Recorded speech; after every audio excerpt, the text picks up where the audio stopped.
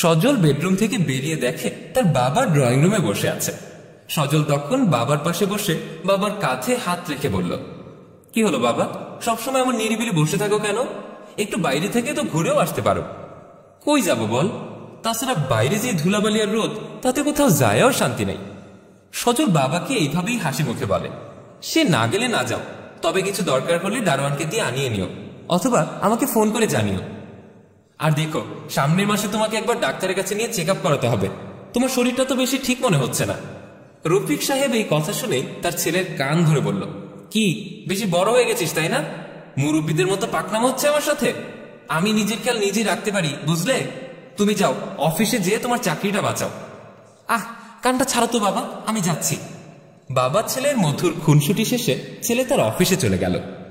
এর কিছু সময় পর রফিক সাহেব তার পুত্রবধূকে ডেকে বলল, মাগো, আমাকে একটু চা করে দিবে? কেমন যেন ঘুম ঘুম পাচ্ছে আমার। সাথে সাথে রফিক সাহেবের পুত্রবধূ তার কথা শুনে যেন তেলে বেগুনে জ্বলে উঠল। প্রচন্ড বিরক্তি নিয়ে বলল, দেখুন, আপনি আমাকে কোনো কাজ করতে বলবেন না, আর ঘরের মাঝখানে সারাক্ষণ এমন করে বসেও থাকবেন না। এরকম একজন পঙ্গু মানুষকে সারাক্ষণ দেখতে আমার একদম ভালো লাগে না। শুনেছি সবসময় এমন পঙ্গু মানুষ দেখলে অমঙ্গল হয়।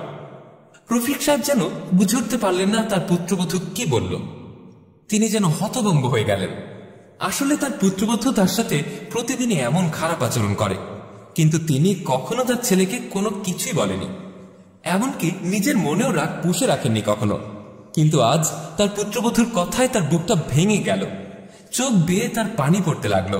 তারপরও তিনি ছেলের বউকে বললেন, আচ্ছা মা, আমি তোমার থেকে দূরে থাকারই চেষ্টা করব, তোমার অমঙ্গল হোক এমন কিছুই আমি চাই না। এদিকে তার চোখ দিয়ে অনবরত পানি ঝরতেই আছে। কোনো প্রকারেই নিজেকে আর সান্ত্বনা দিতে পারছেন না তিনি। তাই তিনি তার জামা কাপড় একটা ব্যাগে গুছিয়ে বাড়ি থেকে বেরিয়ে গেলেন।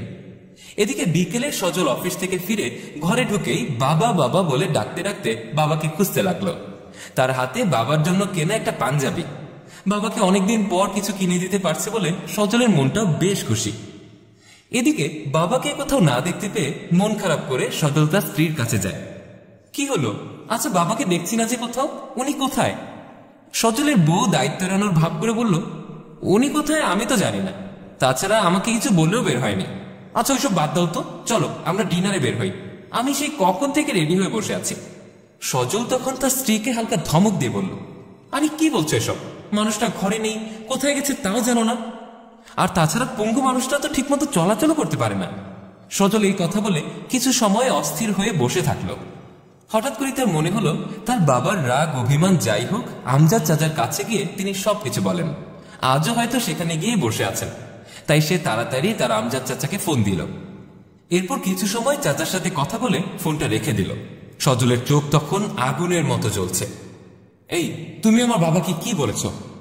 বাবা আমজাদ চাচার বাসায় গিয়ে সেই সকাল থেকে কাঁদছে, সারাদিন নাকি কিছুই খায়নি। সজলের স্ত্রী তখন আমতা আমতা করে বলল, না মানে আমি তো তেমন কিছু বলিনি। সজল এবার ধমকে উঠে বলল, তেমন কিছু বলনি মানে? তবে কি বলেছ? কি বলেছ আমি সেটাই জানতে চাই, আমাকে বলো। সজলের স্ত্রী তখন সজলের ধমকে কেঁপে উঠল আর আমতা আমতা করে বলল, দেখো, আমি শুনেছি পঙ্গু দেখলে অমঙ্গল হয়, আর এই কথাটাই আমি বাবাকে। এই কথা বলতেই সজল তার স্ত্রীকে সজোরে একটা থাপ্পড় বসিয়ে দিল। রাগে কাঁদতে কাঁদতে বলল, কি এই কথা বলেছো তুমি আমার বাবাকে? যে মানুষটা নিজে ঠিক মতো হাঁটতে পারে না, অথচ আমাকে হাত ধরে হাঁটা শিখিয়েছে, এক পায়ে ভর করে দিনরাত পরিশ্রম করে আমাকে মানুষের মতো মানুষ করেছে, কোনোদিন নিজের সুখ স্বাচ্ছন্দ্যের কথাও ভাবিনি, আর তাকে দেখলে তোমার অমঙ্গল হবে? সজল একটু থেমে আবারও বলল, আরে আমার বাবা পঙ্গু বলে কি তাকে রাস্তা মানুষ ভেবেছ নাকি?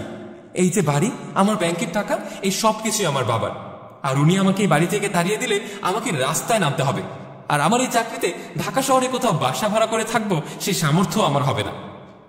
এই কথা বলতে বলতেই সে স্ত্রীর সব জামা কাপড় গুছিয়ে একটা ব্যাগে ভরে স্ত্রীর হাত ধরে টানতে টানতে বাহিরে নিয়ে এলো। বলল, শোনো, আমি আমার বাবাকে আনতে যাচ্ছি, আর তুমি তোমার বাবার বাড়ি চলে যাও। আমার বাবাকে দেখে যার অমঙ্গল হবে তার এই বাড়িতে থাকার আজ থেকে কোনোই অধিকার নেই। তুমি এক্ষুনি আমার বাসা থেকে বেরিয়ে যাবে, আর এক মুহূর্ত আমি তোমাকে এখানে দেখতে চাই না। যাও, তুমি তোমার বাবা মাকে নিয়ে থাকো, আর আমি আমার বাবাকে নিয়ে থাকবো। সজল তখন তার স্ত্রীকে রেখে নিজে গিয়ে তার বাবাকে আনতে গেল। কিছুক্ষণ পর সে তার বাবাকে নিয়ে তার বাসায় ফিরে আসে। আর তার স্ত্রী তখন তার সামনে এসে তার বাবার পায়ে ধরে বলতে লাগে, বাবা, আমি তো আপনার মেয়ের মতো, রাগের মাথায় কি না কি বলে ফেলেছি, আমাকে ক্ষমা করে দিন বাবা। আপনার ছেলে এই বাড়ি থেকে আমাকে তাড়িয়ে দিচ্ছে, আপনি মাফ না করলে আমার থাকার কোনো জায়গা থাকবে না বাবা। তখন সজলের বাবা তার ছেলের স্ত্রীর মাথায় হাত বুলিয়ে দিলেন আর সাথে সাথে সজলের স্ত্রীকে ক্ষমাও করে দিলেন। আসলে বৃদ্ধ মানুষের সাথে ভালো ব্যবহার করলে একই সাথে বৃদ্ধ মানুষটাও খুশি হয়, আর উপর থেকে আল্লাহ তাআলা আপনার প্রতি খুশি হয়। তাই চলুন আমরা কখনো সজলের স্ত্রীর মতো ব্যবহার না করি। ভিডিওটি ভালো লেগে থাকলে লাইক, কমেন্ট এবং শেয়ার করতে ভুলবেন না। কমেন্ট বক্সে জানান আপনার মূল্যবান মতামত। ফলো বাটনটি ক্লিক করুন আপডেট ভিডিওর জন্য। ধন্যবাদ।